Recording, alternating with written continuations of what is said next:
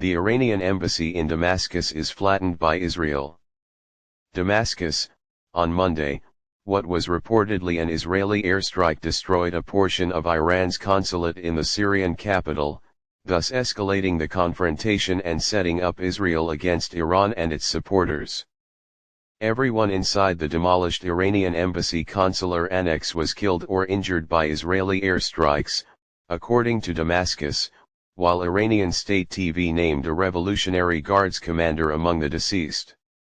The massive embassy complex itself was not previously attacked, and the attack on Monday coincides with rising tensions over Israel's war in Gaza and the escalating hostilities between Iran's allies and Israel.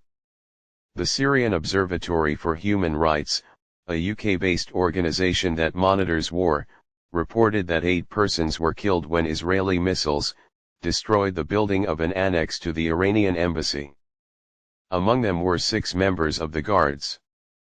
8 people are slain in the strike, including a Revolutionary Guard commander. Tehran vows it will reply when appropriate.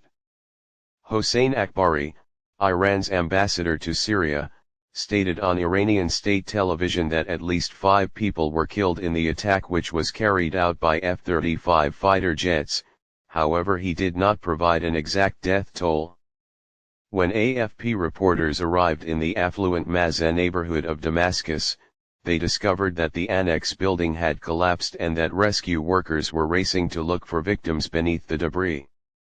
When Reuters reporters arrived on the site, they observed emergency vehicles parked outside and smoke billowing from the debris of a destroyed structure. In front of the rubble, an Iranian flag was flying from a pole. The Foreign and Interior Ministries of Syria were observed at the location.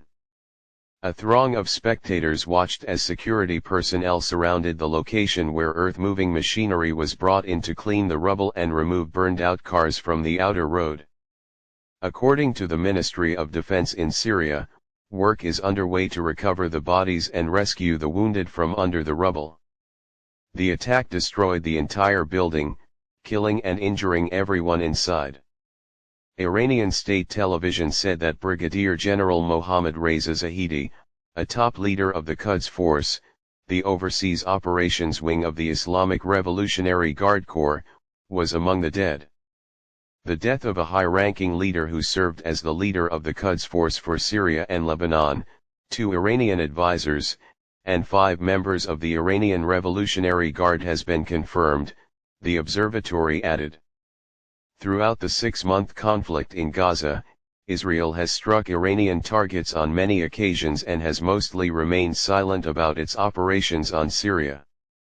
"We do not comment on reports in the foreign media," an Israeli military official stated in response to a question regarding the strike. State Department spokesman Matthew Miller responded to a question on the attack by saying, "I am not going to comment with respect to the strike as we do need to know more." Abhorrent assault. According to state media, Iran's foreign ministry spokesperson Nasser Kanani stated on Monday that the nation has the right to retaliate against the Israeli attack on its embassy in Damascus.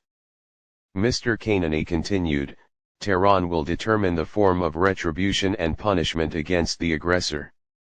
After visiting the location, Syrian Foreign Minister Faisal Mikdad condemned the strike as well. Mikdad issued a statement that Sana reported, saying, "We strongly condemn this heinous terrorist attack that targeted the Iranian consulate building in Damascus and killed a number of innocent people. The Israeli assault on the Iranian consulate demonstrates the reality of the Zionist entity, which recognizes no international laws and does all that is inhumane to achieve its goals," stated Iran's ambassador, Akbari.